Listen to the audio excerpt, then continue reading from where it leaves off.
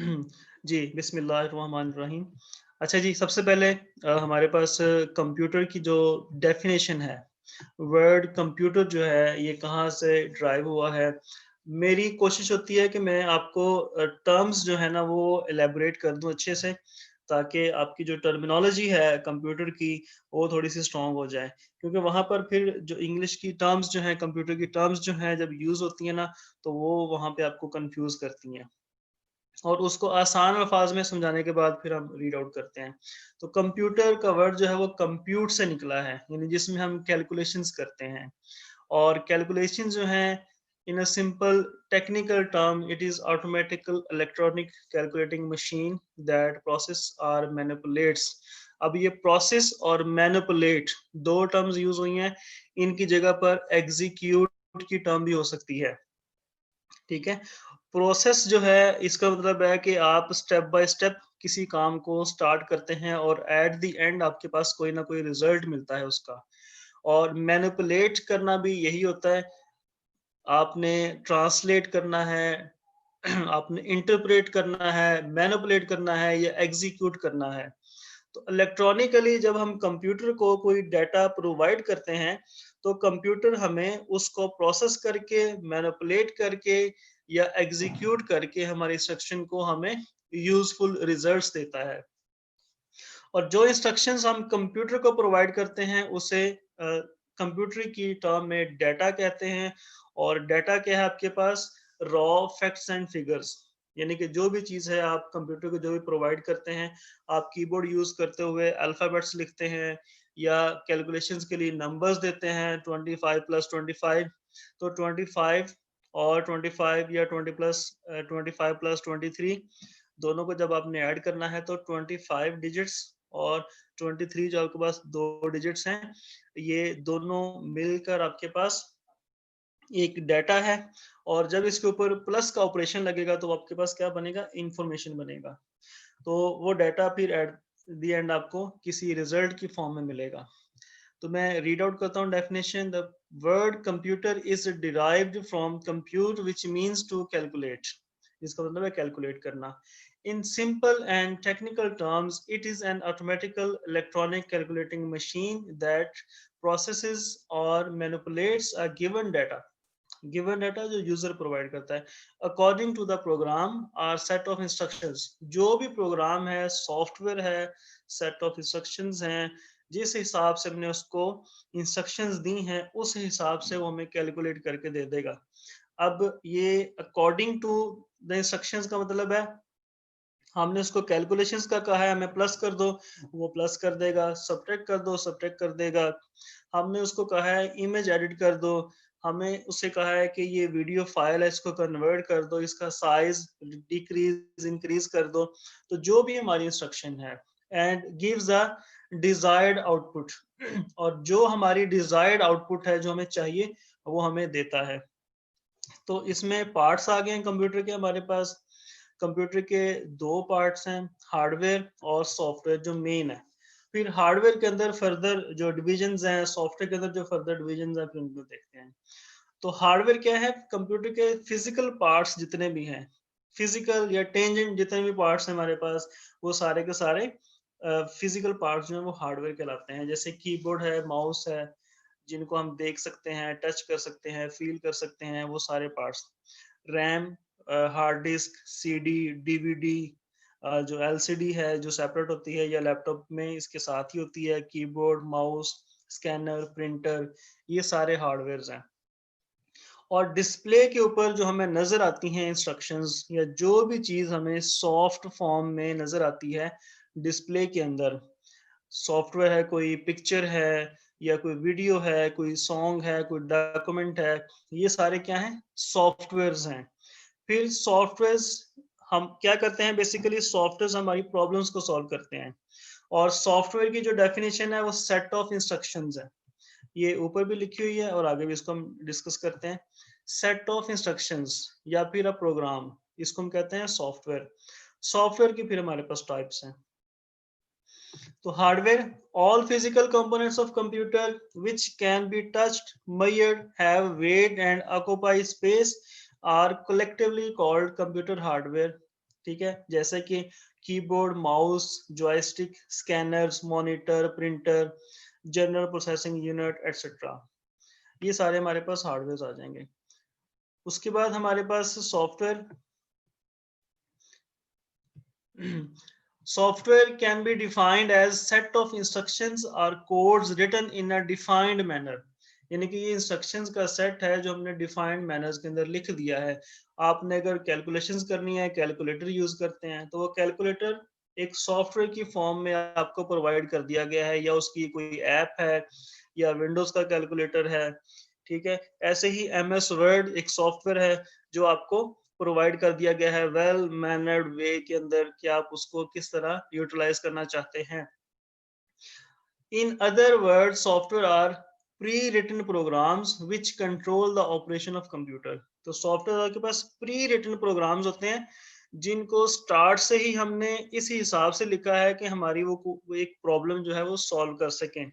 ठीक है, तो कैलकुलेशंस के लिए कैलकुलेटर यूज करते हैं, इमेज एडिटिंग के लिए इमेज एडिटिंग का सॉफ्टवेयर यूज करते हैं, मैसेज सेंड करने के लिए या फाइल्स सेंड करने के लिए मैसेंजर्स हैं हमारे पास, या फाइल ट्रांसफर के सॉफ्टवेयर जो हैं वो हम यूज करते हैं।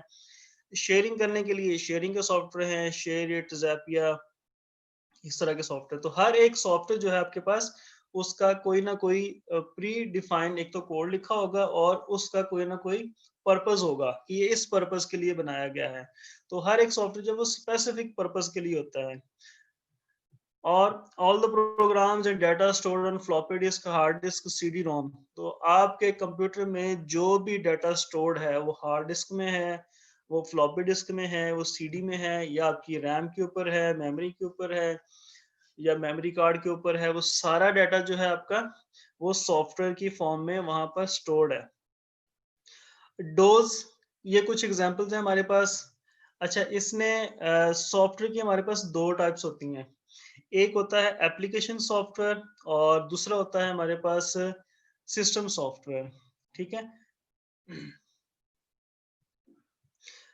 जी, ये क्वेश्चन है बाबर जवाद का कि सर ओएस भी सॉफ्टवेयर में आएगा।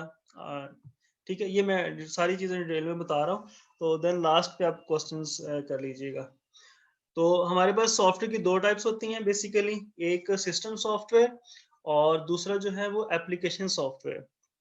सिस्टम सॉफ्टवेयर बेसिकली वो होते हैं जो किसी मशीन को या हार्डवेयर को कंट्रोल करते हैं या रन करते हैं। ठीक है, जिनको हम ऑपरेटिंग सिस्टम्स कहते हैं। और दूसरे जो एप्लीकेशन सॉफ्टवेयर्स हैं वो इन ऑपरेटिंग सिस्टम के ऊपर चलते हैं, यानी कि ऑपरेटिंग सिस्टम जो है उनको यूटिलाइज करते हुए एप्लीकेशन सॉफ्टवेयर हमारे टास्क कंप्लीट करते हैं। तो जब आप नया लैपटॉप या कंप्यूटर बाय करते हैं या मोबाइल आप बाय करते हैं, उसके अंदर पहले से ही एक सॉफ्टवेयर होता है जो उसका अपना सॉफ्टवेयर होता है, उसको फर्मवेयर भी कहते हैं। फर्मवेयर भी कहते हैं उसको, ओएस भी कहते हैं, सिस्टम सॉफ्टवेयर भी कहते हैं। ठीक है, फिर उसके ऊपर से एप्स होती हैं। जैसे आप मोबाइल लेते हैं बाजार से, तो फेसबुक की ऐप, व्हाट्सएप की ऐप, उसमें यूट्यूब की ऐप पहले से ही इंस्टॉल की होती हैं। वो एप्लीकेशन सॉफ्टवेयर हैं सारे के सारे। ठीक है, जो कि उनके बगैर आपका हार्डवेयर रन कर रहा होता है। और ओएस वो होता है जो आपके हार्डवेयर को कंट्रोल करता है, मैनेज करता है। तो डिस्क ऑपरेटिंग सिस्टम, डोज जो है डिस्क ऑपरेटिंग सिस्टम, ये आपके पास क्या है, एक ऑपरेटिंग सिस्टम है, सिस्टम सॉफ्टवेयर है। विंडो, ये विंडो लिखा हुआ है, ये बेसिकली विंडोज होता है। ठीक है, इसको हम विंडोज ही पढ़ते हैं, माइक्रोसॉफ्ट विंडोज। तो इसमें एस नहीं लगा हुआ, यहाँ पे एस भी होता है साथ में।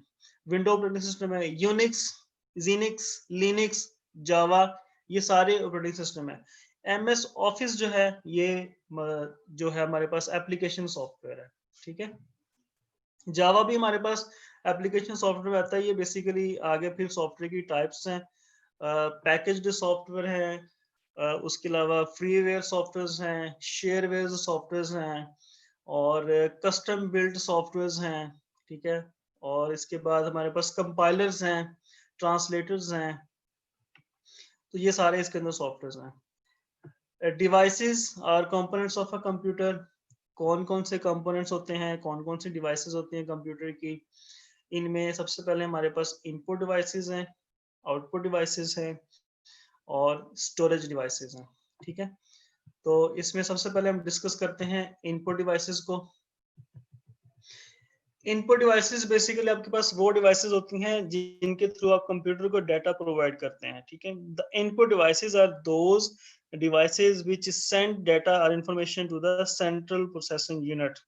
सेंट्रल प्रोसेसिंग यूनिट, अब सीपीयू जो है आपके पास, वो जो इंटेल का प्रोसेसर है उसको हम बोलते हैं। दो चीजें होती हैं, सिस्टम यूनिट, पहली टर्म है सिस्टम यूनिट। कंप्यूटर आपने देखा होगा एक वर्टिकल या हॉरिजॉन्टल बॉक्स टाइप की केसिंग होती है, उसके अंदर डिफरेंट कंपोनेंट्स होते हैं, जैसे हार्ड डिस्क उसके अंदर है, रैम है, मदरबोर्ड है, पावर फैन है, या जो आपका लैपटॉप है उसका कीबोर्ड है, कीबोर्ड के नीचे मदरबोर्ड है, मदरबोर्ड के ऊपर प्रोसेसर, रैम और बाकी सारी चीजें जो है वो अटैच्ड हैं। तो वो आपका क्या है, सिस्टम यूनिट है। ये सारा कुछ आपका सिस्टम यूनिट के अंदर होता है। उसके अंदर एक चिप होती है जो जिसको हम प्रोसेसर कहते हैं, जो चीजों को प्रोसेस करती है, डाटा को प्रोसेस करती है, ठीक है। उसका कंप्लीट नेम है central processing unit, CPU.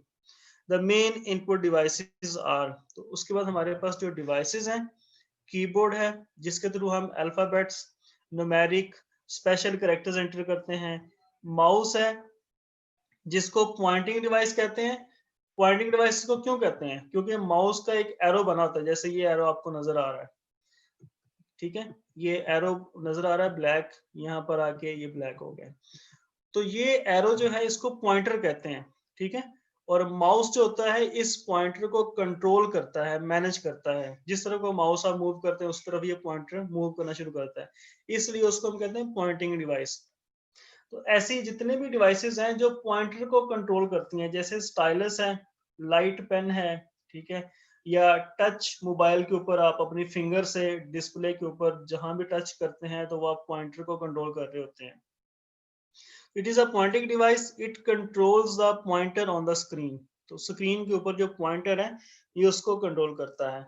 Microphone है, ये भी इनपुट डिवाइस है। ये साउंड्स जो है कंप्यूटर, साउंड इंस्ट्रक्शन जो है कंप्यूटर को देने के लिए, जैसे गूगल वॉइस है, या आईओएस के अंदर, एप्पल के अंदर सीरी है, जो इंस्ट्रक्शंस जो है डिवाइस को हम देते हैं साउंड के थ्रू। It is used to enter voice into the computer. Then scanners है, हमारे पास प्रिंटेड फॉर्म में जो भी चीज मौजूद है उसको अगर हमने सॉफ्ट कॉपी में कन्वर्ट करना है, दो टर्म्स है हमारे पास, एक सॉफ्ट कॉपी की और दूसरी टर्म है हमारे पास हार्ड कॉपी की, ठीक है। जो चीज हमने प्रिंट की हुई है, पेज के ऊपर है या हमारे पास फ्लेक्स है, कोई बैनर है, उसके ऊपर हमने जो भी चीज प्रिंट की हुई है वो हमारे पास हार्ड कॉपी में है। यानी कि स्क्रीन से जो चीज बाहर निकल के आ चुकी हुई है वो क्या है, हार्ड कॉपी है। और जो चीज स्क्रीन के ऊपर मौजूद है, यानी कि मैंने अगर ये डॉक्यूमेंट ओपन किया हुआ है, ये जो आपको नजर आ रहा है, तो ये सॉफ्ट कॉपी में मौजूद है। अगर मैं इसका प्रिंट निकाल लूं तो ये हार्ड कॉपी में आ जाएगा। तो ऐसी चीज जो भी आपने हार्ड कॉपी में ली हुई है उसको हम क्या कहते हैं, सॉरी, प्रिंटर से ली हुई है या प्रिंट की हुई है उसको हम कहते हैं हार्ड कॉपी। और उस हार्ड कॉपी को अपने दोबारा से सॉफ्ट कॉपी में, यानी कि दोबारा से कंप्यूटर में कन्वर्ट करना है, तो आप उसको स्कैन करते हैं। तो उसके लिए जो डिवाइस यूज होती है उसे हम कहते हैं स्कैनर। स्कैनर जो है सॉफ्ट कॉपी को हार्ड कॉपी में कन्वर्ट करता है। It reads printed text and graphics and then translate the result into the digital form. तो डिजिटल फॉर्म कौन सी है, जो कंप्यूटर में आपको नजर आ रही है। देन डिजिटल कैमरा है, it is use to take photos. तो ये फोटोज लेता है और उसको डिजिटल फॉर्म में आपके कंप्यूटर में सेव कर देता है। देन आप उसका प्रिंट ले लेते हैं जिसको हार्ड कॉपी कहते हैं। पीसी कैमरा है जिसके थ्रू आप कंप्यूटर में जो रिकग्निशन के सॉफ्टवेयर वगैरह हैं, फेस रिकग्निशन है जो मोबाइल में कैमरा है, सेम वही काम इधर भी होता है। It is use to create movie and to take photos on the computer. Then हमारे पास आउटपुट डिवाइसेस हैं। आउटपुट डिवाइसेस में सबसे पहले मॉनिटर है, देन प्रिंटर और स्पीकर, तीन टोटल हमारे पास आउटपुट डिवाइसेस हैं।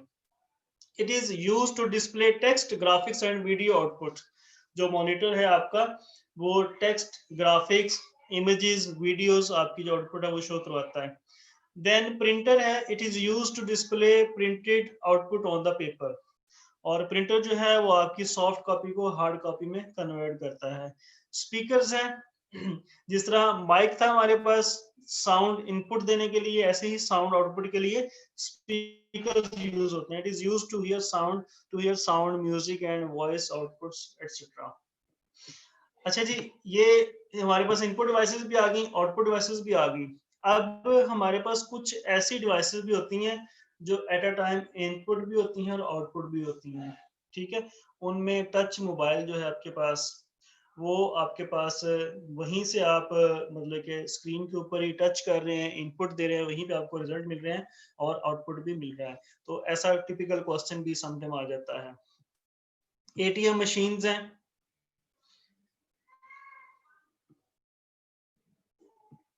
जी, एटीएम मशीन्स वगैरह है हमारे पास, वहाँ भी हम टच करते हैं, वहीं पे हमें इनपुट मिलती है, वहीं से हमें आउटपुट मिल जाती है, वो एक ही सिस्टम होता है। जी, एक क्वेश्चन पूछा है स्टूडेंट ने, difference between monitor and CPU. पहली बात है कि डिफरेंशिएट हमेशा दो चीज़ों का, ऐसी चीज़ों का होता है जिनका लेवल सेम हो। हार्डवेयर का हार्डवेयर के साथ डिफरेंस, सॉफ्टवेयर का सॉफ्टवेयर के साथ डिफरेंस हम पता करते हैं। ठीक है? तो दोनों में कंपैरिजन जो है वो होता है। तो यहाँ पर मॉनिटर जो है ये आउटपुट डिवाइस है, जिसने सिर्फ चीजों को डिस्प्ले करना होता है, स्क्रीन के ऊपर आपको शो करवाना है। लेकिन वो डिस्प्ले करने के लिए कहाँ से डाटा आ रहा है, कैसे आ रहा है, वो सारा कुछ बैकएंड पे सीपीयू कंट्रोल करता है। सीपीयू बेसिकली आपको पता होगा टर्म का, ब्रेन ऑफ द कंप्यूटर है। तो कंप्यूटर का सारा ब्रेन ये है, सारी एनर्जी, सारी कैलकुलेशन, सारा डाटा इसके पास जाता है और इसी से आगे सेंड होता है। मैं नेक्स्ट क्लास में ना एक लेक्चर मैं प्रिपेयर कर रहा हूँ आप लोगों के लिए स्पेशल, जो मतलब के जिनके वन पेपर में एमसीक्यूज आते हैं माइक्रोसॉफ्ट ऑफिस के, और दूसरा जो तहसीलदार वाले मतलब के जो बैच है उनके लिए। तो उसके अंदर ये सारी चीजें मैं ना मतलब के कवर कर रहा हूँ। बेसिकली इसमें कुछ चीजें हैं मतलब कि मैं यहाँ पर बता नहीं पा रहा, कंट्रोल यूनिट जैसा कि है यहाँ पर बताया नहीं हुआ सीपीयू के साथ, तो कंट्रोल यूनिट के ऊपर भी, तो ये लेक्चर मैं आपको ना नेक्स्ट क्लास में इंशाल्लाह वो आपको प्रोवाइड कर दूंगा। जी, CPU stands for central processing unit, वो ऑलरेडी हमने डिस्कस कर लिया है, ऊपर ये लिखा हुआ है, मैंने बता दिया। इनपुट डिवाइस से जो है जो भी डाटा हम देते हैं कंप्यूटर को, वो सारे का सारा सीपीयू के पास जाता है, सेंट्रल प्रोसेसिंग यूनिट। जी, स्टोरेज डिवाइसेस है उसके बाद हमारे पास। स्टोरेज डिवाइसेस जितनी भी डिवाइसेस डाटा को स्टोर करती हैं अपने पास, the hardware components used to store data, instructions and information permanently are called storage devices. ठीक है, तो कुछ डिवाइसेस ऐसी होती हैं जो टेम्परेरीली डाटा को स्टोर करती हैं, जिसमें रैम आ जाती है हमारे पास, फिर रैम की टाइप्स हैं। कुछ ऐसी हैं जो परमानेंटली स्टोर करती हैं, फिर उनकी भी आगे टाइप्स हैं। For example floppy disk drive है, जिप ड्राइव है, हार्ड डिस्क ड्राइव है, सीडी रोम ड्राइव्स हैं एटसेट्रा। तो ये जो रोम लिखा हुआ है ना, इसका मतलब रीड ओनली मेमोरी, यानी कि इसमें सिर्फ हम जो डाटा है उसको रीड कर सकते हैं। आपने अक्सर टर्म सुनी होगी, बाजार से आप कोई सीडी लेके आते हैं, तो या तो वो सीडी रीडेबल होती है या फिर रीडेबल एंड राइटेबल होती है। दो टर्म्स होती हैं जो मार्केट में यूज होती हैं। तो जिसके ऊपर आप कभी सॉफ्टवेयर बाजार से खरीद के लाए हो, विंडो की सीडी, एमएस ऑफिस की सीडी, या कोई मूवी की सीडी खरीद के लाए हो, तो उसके ऊपर आपने देखा होगा उसकी बैक साइड पे लिखा होता है सीडी और आगे रोम लिखा होता है। तो वो रोम का मतलब, या सिर्फ सीडी आर लिखा होता है, तो वो आर का मतलब होता है रीड ओनली।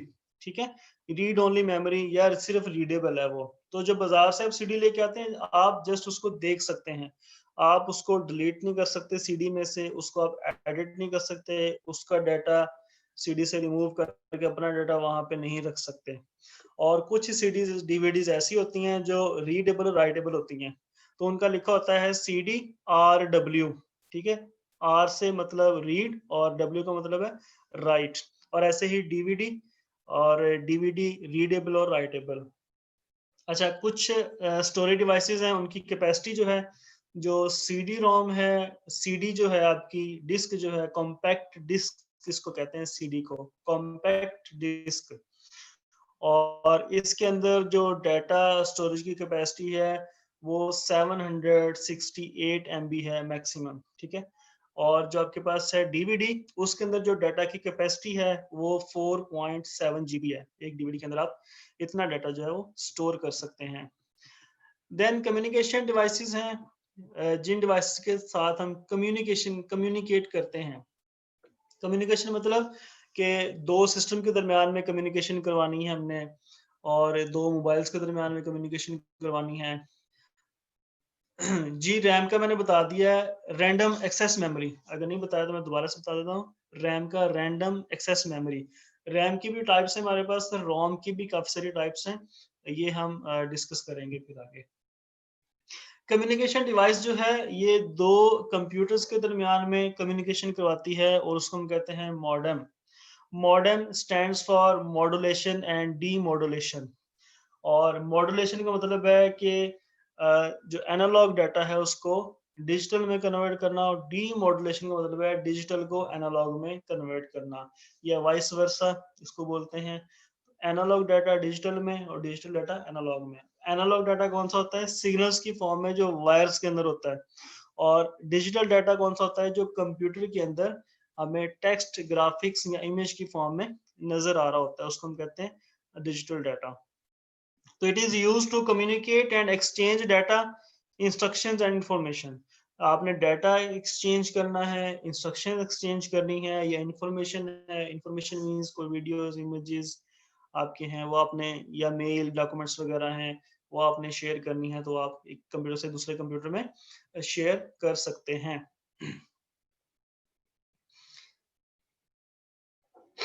जी, ये डीवीडी का पूछा है अली सफदर ने, और दोबारा से रिपीट कर दे। जी, सीडी जो है कॉम्पैक्ट डिस्क है, उसमें जो डाटा हम स्टोर कर सकते हैं वो 768 MB है। डीवीडी जो है वो हमारे पास उसके अंदर हम डाटा 4.7 GB जो है उसके अंदर स्टोर कर सकते हैं। अच्छा जी, मॉडेम के बाद हमारे पास है यूनिट्स ऑफ सीपीयू। अब ये सीपीयू के यूनिट्स आ गए हैं टोटल। वो जो मैं पहले बता रहा था सेंट्रल प्रोसेसिंग यूनिट, और सेंट्रल प्रोसेसिंग यूनिट के अंदर जो आगे कंपोनेंट्स हैं वो वहां पर नहीं बताया हुआ, वो आगे आगे बताया हुआ है, ठीक है। सबसे पहले इसका कंपोनेंट है एएलयू। सेंट्रल प्रोसेसिंग यूनिट का कंपोनेंट है ALU. ALU stands for arithmetic and logical unit, यानी कि जो आपकी जितने भी लॉजिकल ऑपरेशंस हैं, आपके जितने भी कैलकुलेशंस हैं, वो सारी की सारी सीपीयू का ये कंपोनेंट। यानी कि सीपीयू जो है सेंट्रल प्रोसेसिंग यूनिट, एक चिप है, देन उसके अंदर फिर कंपोनेंट्स हैं सारे के सारे। अच्छा जी, ये कम्युनिकेशन डिवाइसेस का कह रहे थे, दोबारा से बता दें। कम्युनिकेशन डिवाइसेस हमारे पास हैं ऐसे डिवाइसेस जो नेटवर्क के ऊपर हमें कम्युनिकेट करने में हेल्प करती हैं। जैसे आपके घर में राउटर लगा हुआ है, कम्युनिकेशन डिवाइस है। वाईफाई कम्युनिकेशन डिवाइस है। वाईफाई आपके मोबाइल में जो है या लैपटॉप में जो वाईफाई है, ये सारी कम्युनिकेशन डिवाइसेस होती हैं। या पीटीसीएल है, ये केबल है, ईथरनेट है, ये केबल नेट है, ये सारी क्या है? कम्युनिकेशंस में आती हैं। तो ये आप एक लैपटॉप से दूसरे लैपटॉप में, या एक कंप्यूटर से दूसरे कंप्यूटर में जब आपने डाटा ट्रांसफर करना होता है, तो आप ईथरनेट की केबल यूज करते हैं या फिर वाईफाई सिग्नल यूज करते हैं। तो वो आपके पास क्या है? मॉडेम है बेसिकली। और मॉडेम का मतलब है मॉड्यूलेशन और डीमॉड्यूलेशन। मॉड्यूलेशन का एमओ और डी मॉड्यूलेशन का डीईएम, दोनों मिला के मॉडेम बनता है। और मॉडेम का मतलब है, मॉड्यूलेशन का मतलब है एनालॉग सिग्नल को डिजिटल में कन्वर्ट करना। डी मॉड्यूलेशन का मतलब है डिजिटल सिग्नल्स को अगेन एनालॉग सिग्नल्स में कन्वर्ट करना, ठीक है। अच्छा जी, यूनिट्स ऑफ सीपीयू में एएलयू था हमारे पास। मैं 1 मिनट सिर्फ ये ना चीजें कवर कर लूं सारी, फिर मैं आपके सारे आंसर्स देता हूँ। जी, हमारे पास एएलयू है। जितने भी हमारे पास अरिथमेटिक एंड लॉजिकल ऑपरेशंस हैं, वो सारे के सारे ये कंपोनेंट है सीपीयू का, जो प्रोवाइड हमें प्रोसेस करके देता है। ALU is a part of CPU. Actual execution of instructions takes place in this part. जितनी भी इंस्ट्रक्शंस हैं वो सारी की सारी यहाँ पर टेक प्लेस होती हैं। all arithmetic and logical operations are performed in ALU. It consists of two units. Arithmetic unit है सबसे पहले. It perform basic arithmetic operations such as addition, subtraction, division.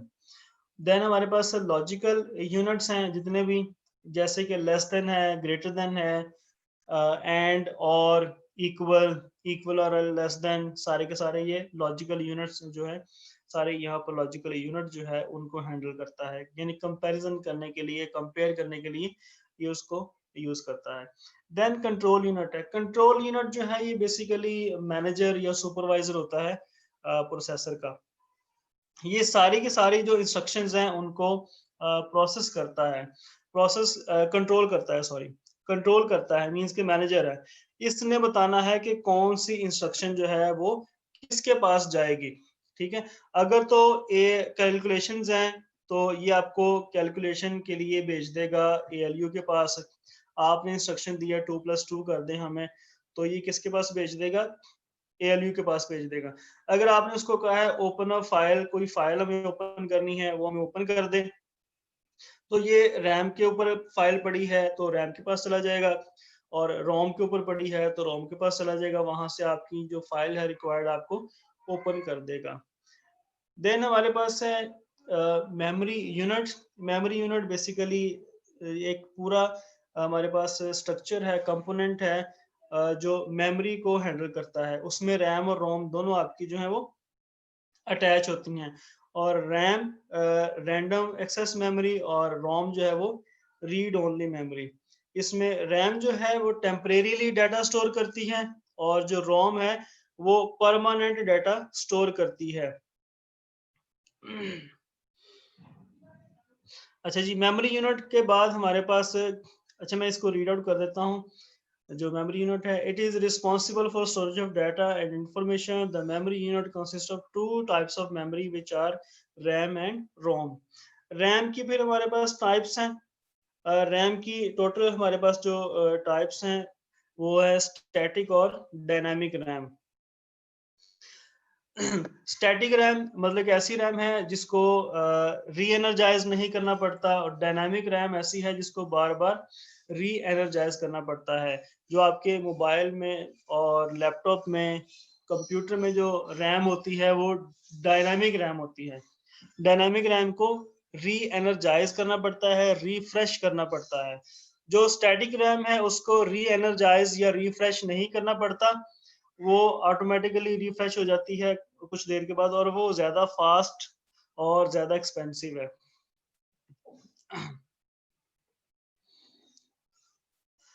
Ji, RAM permanent data store नहीं करती, रोम permanent data store करती है.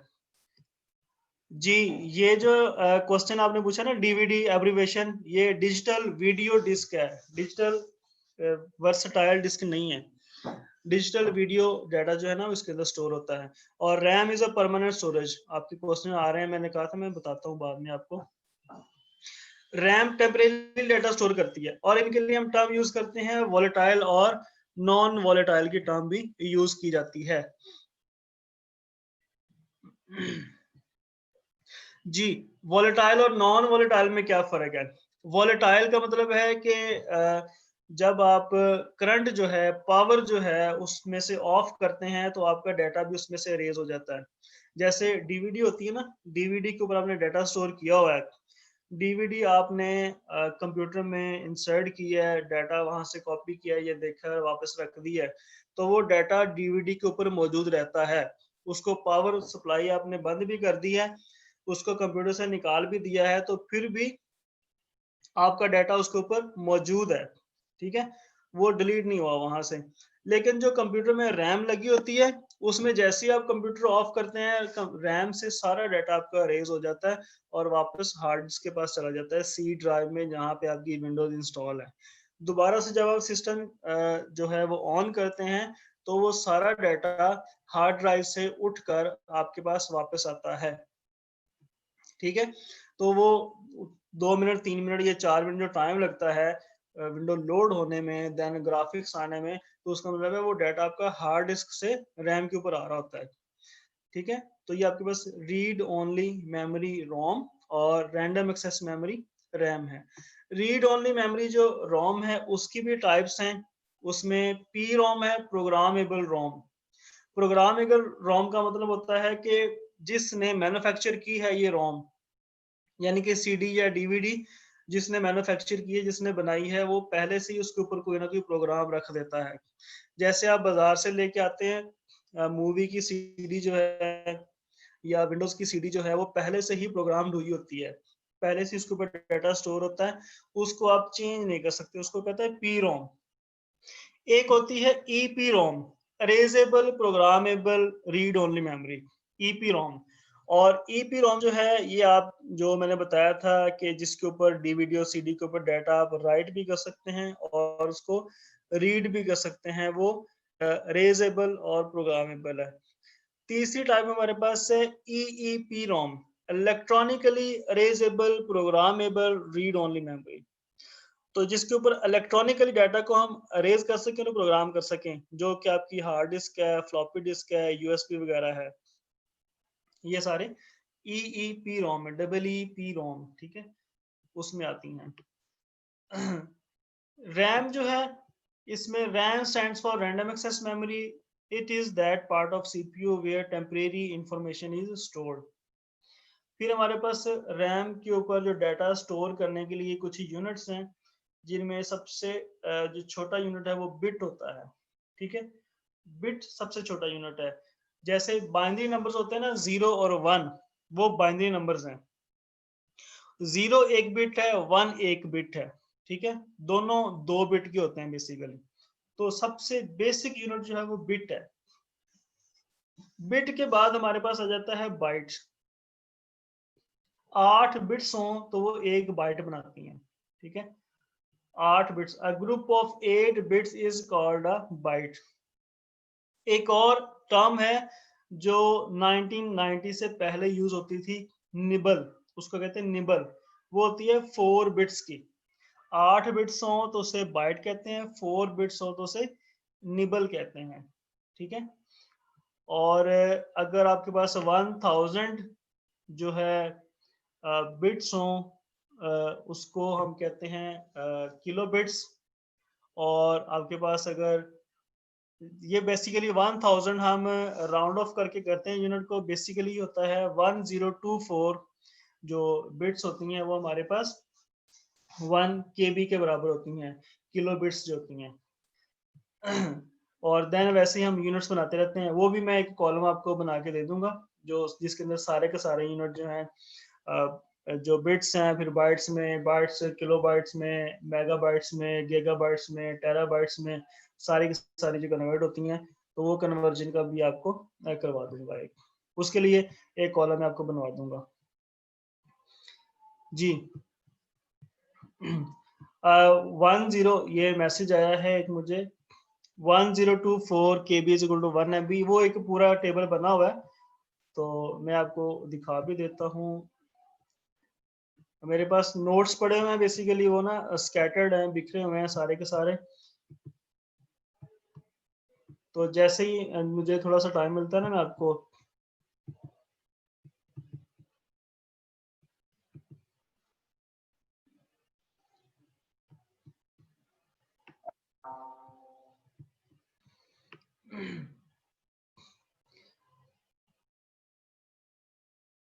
जी, ये memory के unit हैं टोटल, यहाँ पर लिखे हुए हैं, आप देख सकते हैं। 8 bits equal 1 byte, 1024 bytes equal 1 KB, 1024 KB is equal to 1 MB, 1024 MB is equal to 1 GB, 1024 GB is equal to 1 TB। तो ये यूनिट्स जो हैं सारे के सारे लिखे हुए हैं। तो ये नोट्स बने हुए हैं मेरे पास, ये बस ना मैंने उनको इकट्ठा करना है। ये टाइप्स जो मैं आपको भी बता रहा था, electronically erasable, programmable, read only memory, flash memory, ROM, इनके साथ में एग्जांपल्स भी दी हुई हैं। ये रीड ओनली मेमोरी जो है, non volatile memory, programmable read only memory, dynamic RAM और स्टैटिक रैम, ये गीगाबिट्स, मेगाबिट्स, ये ALU, CU, मशीन साइकिल, अच्छा जी, ये मशीन साइकिल ये बड़ा इंपॉर्टेंट टॉपिक है। ये भी मैं आपको बता देता हूँ। ये सॉफ्टवेयर की टाइप्स हैं, एप्लीकेशन सॉफ्टवेयर हैं, इसमें packaged software, custom software, freeware software, इन सब की डेफिनेशंस लिखी हुई हैं। फ्रीवेयर सॉफ्टवेयर कौन सा होता है, पब्लिक डोमेन सॉफ्टवेयर कौन से होते हैं, शेयरवेयर सॉफ्टवेयर कौन से होते हैं, ये सारे के सारे। ये ऑपरेटिंग सिस्टम है या सिस्टम सॉफ्टवेयर के अंदर ऑपरेटिंग सिस्टम और यूटिलिटी प्रोग्राम्स, फर्मवेयर सॉफ्टवेयर्स, ये modulation, demodulation is a communication device that enable computer to communicate usually via telephone lines or cable. ये CD-ROM drive, CD-RW drive, DVD ROM drive, DVD RW drive, ये memory, CPU, system unit जो मैं बता रहा था, system unit is a box like case made from metal or plastic that protects the internal electronic components of the computer from damage. तो ये मैं सारे नोट्स जो ना तो मैं बता दूंगा आपको, ठीक है। मैम ने जो आपको नोट्स दिया ना उसके अंदर आई थिंक सो नहीं है, मैंने अभी सारे नहीं देखे, मैंने फर्स्ट जो है बेसिक वाला देखा है। तो मेरी मैम से डिस्कस हुई थी, मैंने उनको बताया था कि मैं ये नोट्स जो है ना वो सारे बना रहा हूँ, तो मैं सारे नोट्स आपको फिर दे देता हूँ, नेक्स्ट क्लास तक इंशाल्लाह हो जाएंगे। अच्छा जी, वापस आते हैं अपने जो नोट्स थे उसके ऊपर ही। उसके बाद आइकन्स हैं, pictorial objects on the desktop और स्क्रीन आर कॉल्ड आइकन्स। तो छोटे छोटे जो थंबनेल्स बने होते हैं, छोटे छोटे, यानी कि आप देखें जैसा कि डेस्कटॉप के ऊपर ये थंबनेल्स बने हुए हैं, ये आपको नजर आ रहे हैं, ठीक है, ये पिक्चर्स की फॉर्म में। तो ये पिक्चर के साथ नेम भी लिखा होता है। तो पहले जो सिस्टम आते थे उनमें पिक्चर्स नहीं होती थी, सिर्फ नेम लिखा होता था। नेम को पढ़ना जरा मुश्किल होता था कि हर एक चीज को देखें, ये क्या लिखा है, ये क्या लिखा है, ये क्या लिखा है। तो देन क्या हुआ, आइकन्स बना दिए, इमेजेस बना दिए, हमें देख के पता चल जाता है ये वर्ड की फाइल है, ये एक्सेल की फाइल है, ये साइकिल बिन है, ये माई कंप्यूटर है, कंट्रोल पैनल है। तो उसको हमें देख के पता चल जाता है फौरन कि इसमें क्या क्या चीजें हैं। माउस हमने पहले डिस्कस कर लिया है। It is an input device normally called a pointing device. This device is used for pointing anything on monitor through a blinking cursor. Then software, ये भी हमने देख लिया ऊपर। कंट्रोल यूनिट, ये भी हम डिस्कस कर चुके हैं। कंट्रोल यूनिट के बाद हमारे पास नेटवर्क्स आ जाते हैं। नेटवर्क्स की टाइप्स हैं कुछ। तो नेटवर्क की पहले डेफिनेशन क्या है, when two or more computers communicate to share resources या डाटा। रिसोर्सेज की टर्म यूज करते हैं तो उसमें सारा कुछ आ जाता है, उसमें डाटा भी आ जाता है, उसमें प्रिंटर, स्कैनर, सारे सोर्सेज भी आ जाते हैं। तो ये हमारे पास डेफिनेशन है नेटवर्क की। और लैन इसकी टाइप है एक। लैन क्या है, लोकल एरिया नेटवर्क है, जो कि किसी एक बिल्डिंग तक, एक ऑफिस तक जो महदूद होता है, वहां तक हम उसमें जो 50, 60 या 100 कंप्यूटर्स हैं उनको आपस में किसी केबल के थ्रू या किसी डिवाइस के थ्रू कर देते हैं, कनेक्ट कर देते हैं। और वो कनेक्ट होने के बाद जो डाटा है, रिसोर्सेज है, उनको शेयर करना शुरू कर देता है। तो ये एक लोकल एरिया नेटवर्क है हमारे पास। वैन जो है ये वाइड एरिया नेटवर्क है, ये थोड़ा सा बड़ा होता है लैन से, और बेसिकली डिफरेंट लैन्स मिलकर एक वैन बनाते हैं। 2 या 3, मतलब कि 2-3 ऑफिसेज, 4 ऑफिसेज में, या 2-3 बिल्डिंग से 4 बिल्डिंग के अंदर हम जो डाटा है वो है शेयरिंग का सिस्टम, एक नेटवर्क बना देते हैं। तो एक ऑफिस में लैन चल रहा है, दूसरे ऑफिस में लैन चल रहा है, दोनों को हमने मिला दिया है। तो इसकी जो रेंज होती है वैन की, वो तकरीबन एक कंट्री से दूसरी कंट्री तक होती है, यानी कि एक सूबे से दूसरे सूबे तक, एक कंट्री से दूसरी कंट्री तक। और इंटरनेट इसकी सबसे बड़ी एग्जांपल है वैन की। सबसे बड़ी एग्जांपल क्या है, जो इंटरनेट आप यूज करते हैं, यानी कि इनका जो सर्वर है, अब गूगल का सर्वर अगर फॉर एग्जांपल पड़ा है यूएसए में, हम यहाँ पाकिस्तान में बैठे यूज कर रहे हैं, तो हम पाकिस्तान से कनेक्ट होते हैं गूगल के सर्वर के साथ यूएसए में। तो एक मुल्क से दूसरे मुल्क में जो कम्युनिकेशन हो रही है वो इंटरनेट एग्जांपल है उसकी, और उसमें जो टेक्नोलॉजी यूज हो रही है वो वैन है। दूसरा हमारे पास एक मैन होता है, metropolitan area network. Man, metro area sorry metropolitan area network. अब मेट्रोपॉलिटन सिटीज कौन से होते हैं, मतलब कि लाहौर, कराची, इस्लामाबाद, जो बिग सिटीज होते हैं उनको मेट्रोपॉलिटन सिटीज बोलते हैं। और ये पूरे सिटी में जो कवर कर रहे होते हैं। इसकी एग्जांपल सेफ सिटी प्रोजेक्ट जो है लाहौर में चल रहा है, वो इसकी बड़ी एग्जांपल है मैन की। इसके अलावा और भी होते हैं। मैन के बाद सैन होता है, स्टोरेज एरिया नेटवर्क, यानी कि आपने एक डिवाइस लगाई हुई है, उसके साथ आपने डिफरेंट पीसीज जो है वो अटैच किए हुए हैं, वो सारे के सारे वहां पर डाटा स्टोर कर रहे हैं, वो सैन होता है।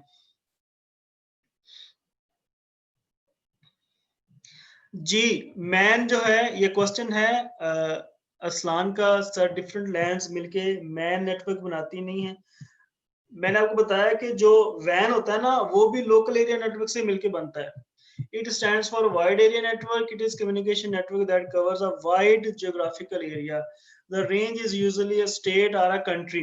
ठीक है, आप नेट से अगर पढ़ेंगे ना तो आपको वहां पर बताएगा कि इसका बेसिक स्ट्रक्चर जो है वो लैन वाला ही है। मैन के अंदर भी लैन वाला स्ट्रक्चर है, वैन के अंदर भी लैन वाला स्ट्रक्चर है, लेकिन इनको डिफाइन कैसे किया गया है कि छोटा सा एरिया है तो वो लैन है, एक सिटी तक एरिया है तो मैन है, और एक सिटी से ज्यादा है तो वो वैन है। चलता सबके अंदर वही है। अच्छा जी, तो मैं बात कर रहा था सैन की, स्टोरेज एरिया नेटवर्क। और पैन होता है personal area network, PAN, PAN, personal area network. SAN storage area network. Storage area network होता है कि एक कंप्यूटर है या एक सर्वर है, हम सारे लोग उसके ऊपर डाटा स्टोर कर रहे हैं, जैसे क्लाउड है, ठीक है, ड्रॉपबॉक्स है, गूगल ड्राइव है, तो हम लोग सारे उसके साथ अटैच हो जाते हैं और उसके ऊपर डाटा स्टोर कर रहे होते हैं, वो सैन होता है, स्टोरेज एरिया नेटवर्क। पैन होता है पर्सनल एरिया नेटवर्क। जब आप एक कंप्यूटर से, एक मोबाइल से दूसरे मोबाइल में डाटा ट्रांसफर करते हैं, शेयर इट के थ्रू, ज़ैपे के थ्रू, या वाईफाई के थ्रू, या हॉटस्पॉट के थ्रू, या ब्लूटूथ के थ्रू जब डाटा सेंड करते हैं, तो वो आपका पर्सनल एरिया, तो उसमें देखा होगा पहले आप एक दूसरे मोबाइल को, दोनों मोबाइल्स को कनेक्ट करते हैं, एक नेटवर्क के ऊपर आते हैं, देन आप डाटा सेंड या रिसीव करते हैं, तो वो पैन होता है पर्सनल एरिया नेटवर्क। तो ये कुछ टाइप्स हैं। तो मेरे पास टाइम जो है वो 10:22 हो गया है। यहाँ तक हम देखते हैं इसको। अभी मैं माइक्स ऑन कर देता हूँ। जो जितने भी अब आपके क्वेश्चंस हैं आप पूछ सकते हैं। जिसने भी क्वेश्चन पूछना है आप माइक जो है अपना, लेकिन एक एक करके, वन बाय वन, ठीक है, सारे इकट्ठे नहीं बोलना। जी सर जी सर हम जोंग को सैन कह सकते हैं, पैन?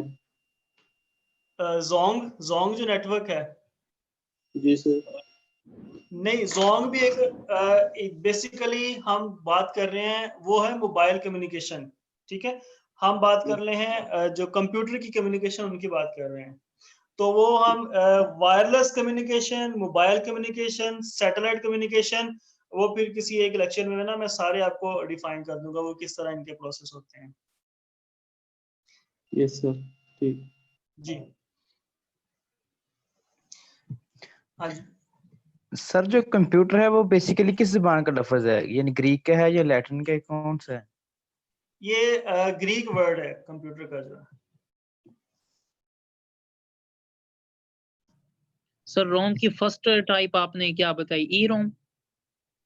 रोम की first type PROM, programmable read only memory. Okay sir. जी, और किसी का क्वेश्चन? अच्छा, ये मुनीब जो है ना, इसका क्वेश्चन आया, सर मेरा संडे को लेक्चरर कंप्यूटर साइंस का पेपर, उसके लिए बता दें कहाँ से तैयारी करें। ये ना शाहिद इम्तियाज की बुक है एक, उसका कवर जो है, आपका बैच कौन सा है मैं उसमें आपको बुक सेंड कर देता हूँ। ज्यादा जो पेपर है ना लेक्चरर का, कंप्यूटर साइंस का भी और इसके अलावा भी जितने आते हैं वहीं से आते हैं। हाँ, 21 बैच है आपका, मैं आपको ना वो उसका कवर जो है वो सेंड कर देता हूँ मुनीब को, ठीक है। उसके अलावा मैं एक लिंक जो है वो भी आपके बैच में सेंड कर देता हूँ। मैं यहाँ पर नोट्स बना रहा था PPSC के लेक्चर MS ऑफिस के ऊपर है।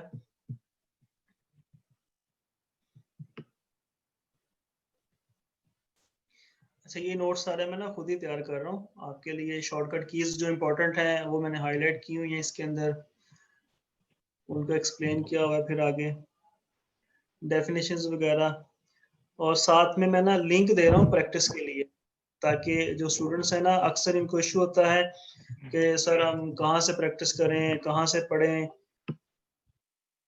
ये रेफरेंस लिंक्स दिए हैं, तो ये मैं इसको ना कॉपी कर देता हूँ। अच्छा जी, कॉपी, और ये चैट में सबको अगर शो होता है तो मैं यहीं पे कर देता हूँ पेस्ट। आप यहाँ से इसको कॉपी कर लें, ठीक है। अदरवाइज मैं ना आपके जो ग्रुप्स हैं उनमें भी ये शेयर कर देता हूँ। तो ये लिंक अगर मैं ओपन करूँ, मैं आपको दिखा देता हूँ। इसका व्यू जो है, ये वेबसाइट है। ये जो है जितने भी एमसीक्यूज, ये सारी की सारी एमएस ऑफिस, ये तहसीलदार के लिए जो लोग अप्लाई कर रहे हैं, जिन्होंने अप्लाई किया हुआ है, उन्होंने टेस्ट देना है। ये सारे, ये 300 एमसीक्यूज है टोटल, इनके आंसर भी साथ में मौजूद हैं, ठीक है। तो ये बड़ी अच्छी मतलब की वेबसाइट है, सारी चीजें डिटेल में उसने हर चीज कवर की है। What is document outline view क्या होता है, कंट्रोल प्लस जी किस लिए कमांड यूज होती है। सर ये ग्रुप में सेंड कर दें प्लीज। हाँ जी, मैं कर देता हूँ। मेरे पास जो भी रिसोर्सेज है ना, मैं ओपनली सबके साथ शेयर करता हूँ। मतलब कि ये नहीं कि कोई चीज मुझे पता है तो मैं अपने पास ही उसको ग्रैब करके रखूं। तो जितना होता है किसी की हेल्प मतलब उसको ना करना चाहिए, ठीक है। तो ये सारे मतलब कि एमसीक्यूज हैं, आंसर भी साथ दिए हुए हैं। ब्रेन ऑफ कंप्यूटर तो सीपीयू होता है, तो हेड ऑफ कंप्यूटर क्या होता है सर? सॉरी, क्वेश्चन आपकी आवाज cut. Sir, brain of computer तो सीपीयू होता है, हाँ जी, हाँ जी। हेड होगा सर, ये क्वेश्चन आया था पेपर में हार्ट ऑफ कंप्यूटर, जी। ये बेसिकली मेरे ख्याल मेमोरी होगा। वैसे इस तरह का क्वेश्चन मैंने पढ़ा नहीं है। नहीं सर, माइक्रो प्रोसेसर है सर इसका जवाब। माइक्रो प्रोसेसर, माइक्रो नहीं नहीं, प्रोसेसर आपने कहाँ से देखा है ये आंसर? सर, ये पीपीएससी एक एग्जाम उसका फिर इंटरनेट से चेक किया था, तो माइक्रो प्रोसेसर जवाब आया था, हार्ड जो है। एक्चुअली जो माइक्रो प्रोसेसर है, आप टर्म से पहले सोचें कि ये क्या है, टर्म क्या है। ये खुद प्रोसेसर है, और सीपीयू क्या है, वो भी प्रोसेसर है।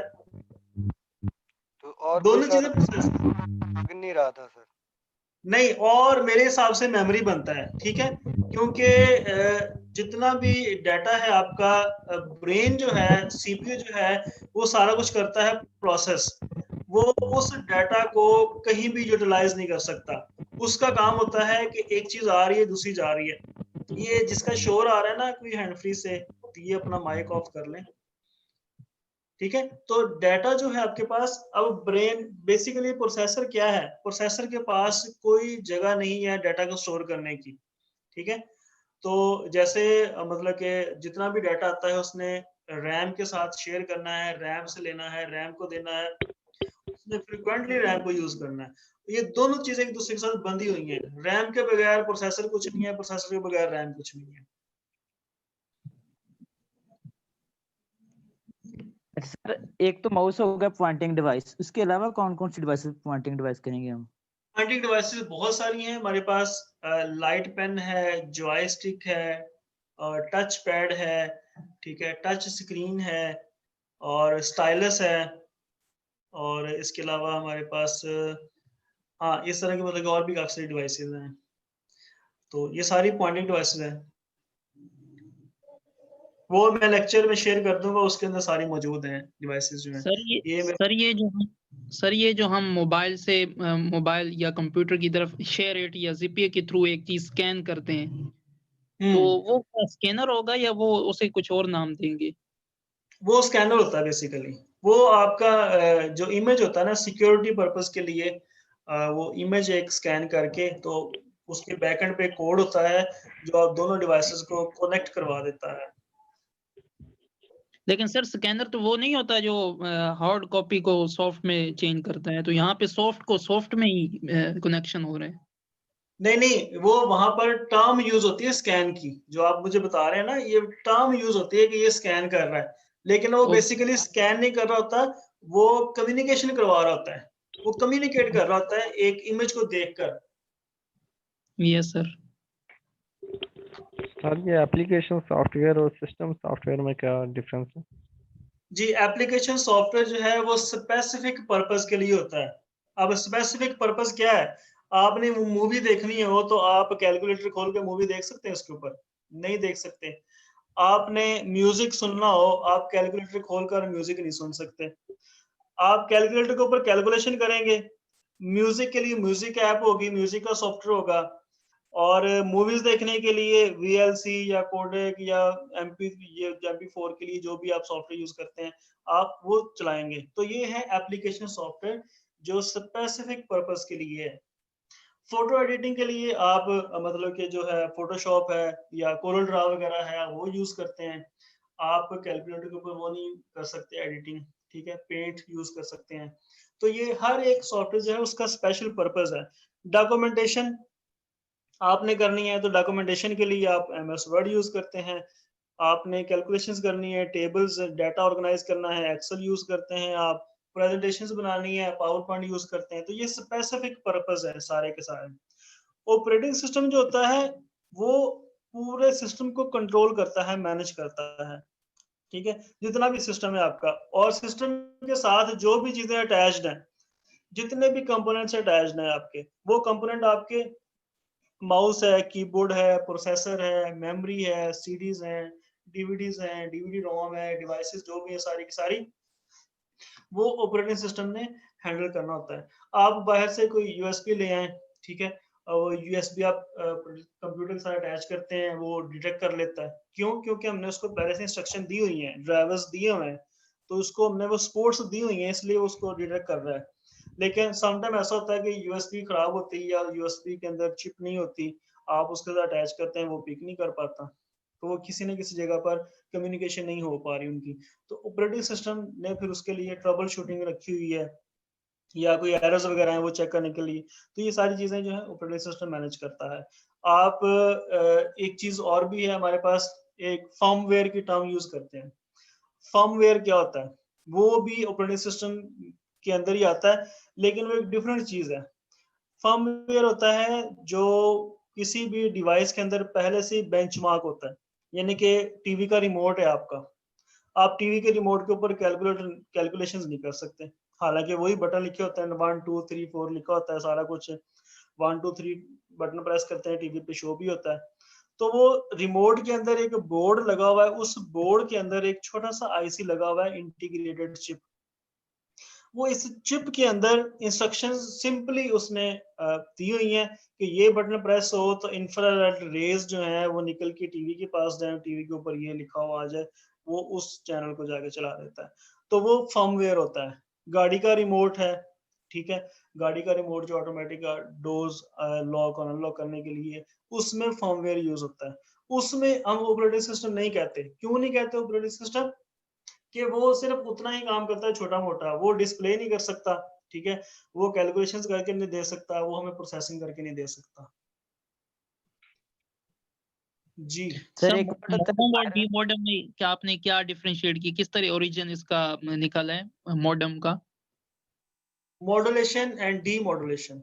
मॉडर्न, ये मैं दिखा देता हूँ स्क्रीन के ऊपर, आप स्क्रीनशॉट ले लें इसका अगर मोबाइल यूज कर रहे हैं तो। जी ये लिखा हुआ है मॉडर्न, मॉड्यूलेशन, डी मॉड्यूलेशन। तो मॉडर्न का MO और डी मॉड्यूलेशन का DEM, मॉडर्न।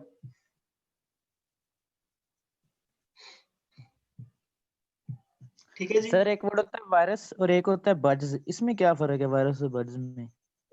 वायरस और बग्स होता है, वो उसको बग कहते हैं, बग, ठीक है, BUGS, बग्स। जी बग्स जी। जो होते हैं ना वो छोटे मोटे एरर्स होते हैं।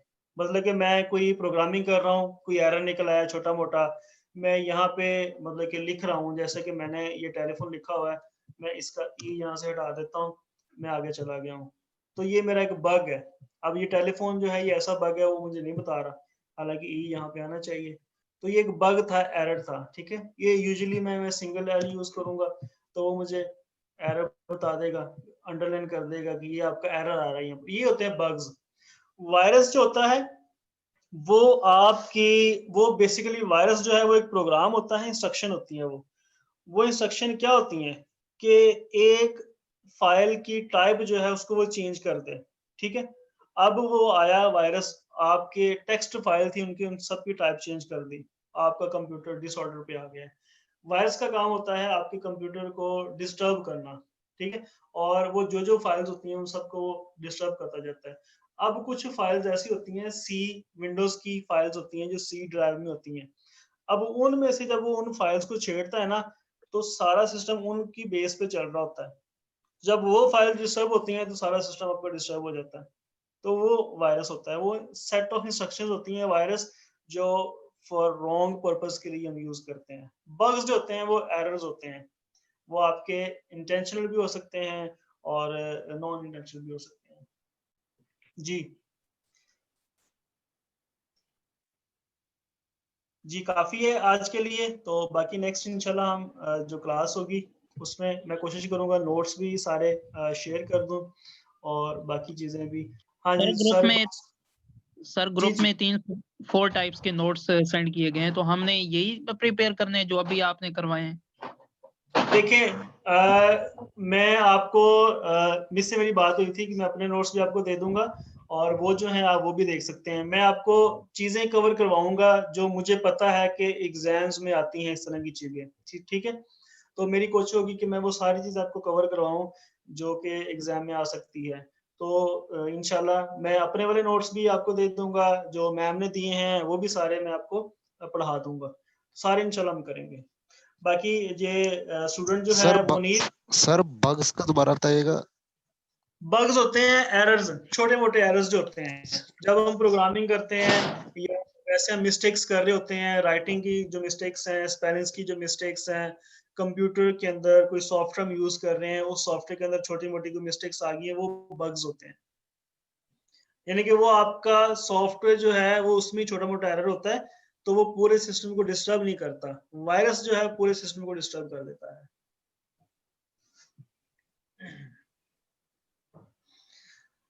जी ठीक है। सर बाकी अगर एरर होती है तो इससे फिर किस सर अगर एरर होती है तो इस तरह जिस तरह मैं यूजुअली का आपने कहा तो वो तो डिटेक्ट हो जाती है ना, तो ये डिटेक्ट क्यों नहीं होती सर? ये देखे ना, मैंने बताया था ये टेलीफोन का ये डिटेक्ट नहीं हो रहा। यूजुअली का हो गया, इसका नहीं हो रहा। अब हो गया उसका, वो पहले नहीं हो रहा था, ठीक है। तो ये देखो, टेलीफोन पहले उसने नहीं किया था डिटेक्ट, तो अब उसने कर लिया। तो ये सिस्टम में मतलब कि कोई इश्यूज हैं। अच्छा, ये जो एरर्स होते हैं ना, ये 3-4 तरह के एरर होते हैं। इनको अब मैं, वो बात लंबी हो जाएगी।